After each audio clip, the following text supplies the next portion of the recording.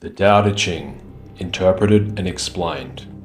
A superconscious and subconscious explanation according to universal principles, universal laws, universal truths, and the universal language of mind, by Dr. Daniel R. Condron.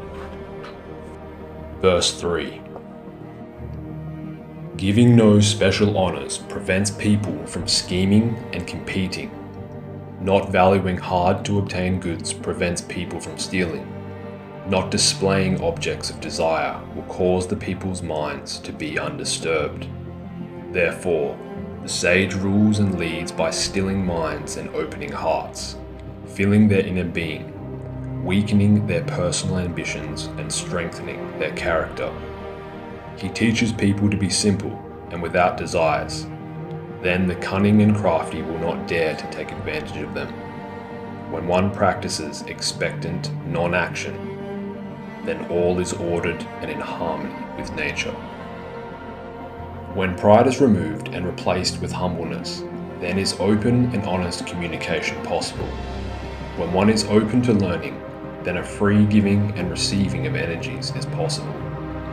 The nature of physical existence is temporary. Therefore, all physical things that are accumulated will be lost or left behind.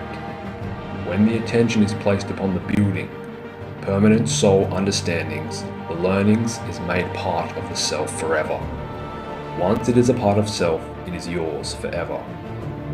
Refusing to be lured into engrossment in the physical senses and their attendant desires for physical things helps keep the self focused on the heart's desire, which is soul growth and spiritual development.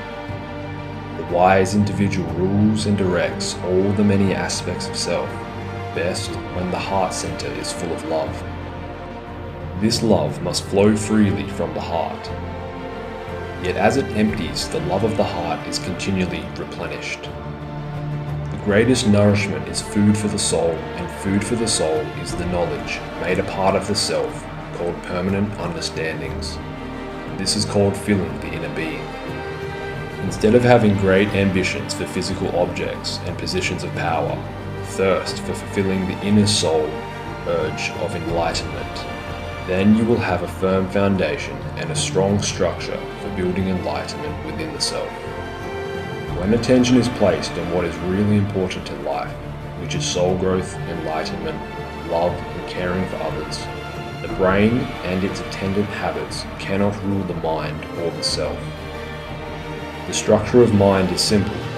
It is our 5 physical senses and the physical brain that make life complicated. To be simple is to uncomplicate one's mind.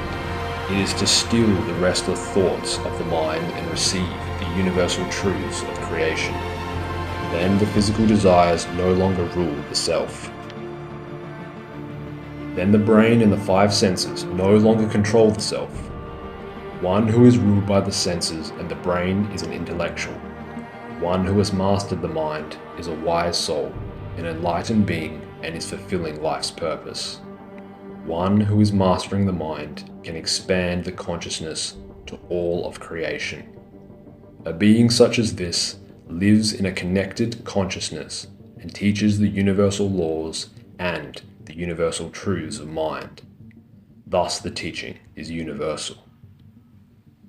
The lesson is: learn the universal lessons of life and apply them to self, for mind is simple.